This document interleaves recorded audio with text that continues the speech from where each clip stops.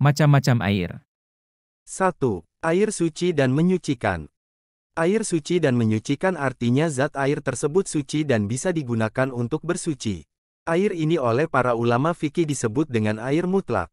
Menurut Ibnu Qasim Al-Ghazi, ada 7 macam air yang termasuk dalam kategori ini, yakni air hujan, air laut, air sungai, air sumur, air mata air salju, dan air embun. Ketujuh macam air itu disebut sebagai air mutlak selama masih pada sifat asli penciptaannya dalam arti belum tercampur apapun.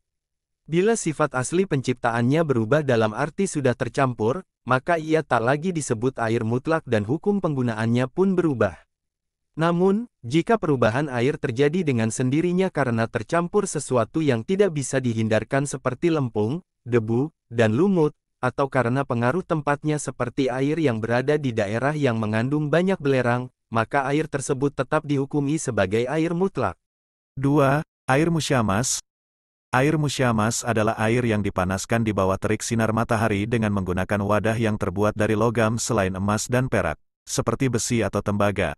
Air ini hukumnya suci dan menyucikan, hanya saja makruh bila dipakai untuk bersuci. Secara umum, air ini juga makruh digunakan bila pada anggota badan manusia atau hewan yang bisa terkena kusta seperti kuda. Namun tak mengapa bila dipakai untuk mencuci pakaian atau lainnya.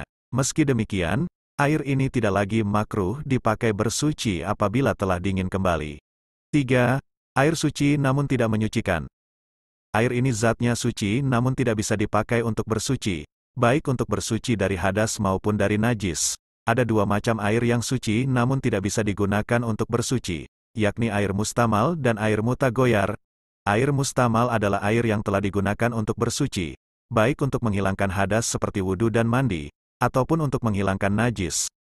Sedangkan air mutagoyar adalah air yang mengalami perubahan salah satu sifatnya, disebabkan tercampur dengan barang suci yang lain dengan perubahan yang menghilangkan kemutlakan nama air tersebut. Sebagai contoh, air mata air yang masih asli, ia disebut air mutlak dengan nama air mata air, ketika air ini dicampur dengan teh, sehingga terjadi perubahan pada sifat-sifatnya maka orang akan mengatakan air itu sebagai air teh.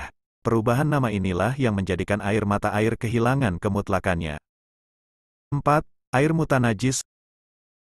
Air mutanajis adalah air yang terkontaminasi oleh najis sehingga tidak dapat digunakan untuk berwudu, mandi, atau minum. Air ini harus dihindari dan tidak boleh digunakan dalam konteks kebersihan atau ibadah.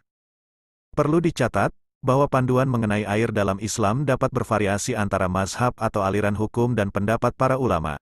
Oleh karena itu, penting untuk merujuk pada otoritas keagamaan yang diakui untuk mendapatkan pemahaman yang lebih mendalam mengenai masalah ini. Terima kasih telah menonton.